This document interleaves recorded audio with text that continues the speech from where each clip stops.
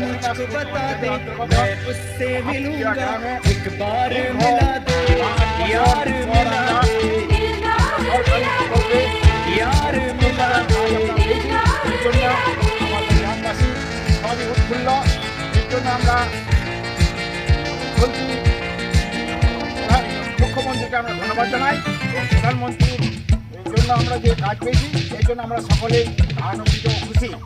আমাদের আজ এই পুকুর কাটা খননের যে উদ্বোধন করবেন আমাদের ব্লকের সভাপতি মাননীয় উত্তম বাগদি মহাশয়। আমরা আমাদের এই সভাপতি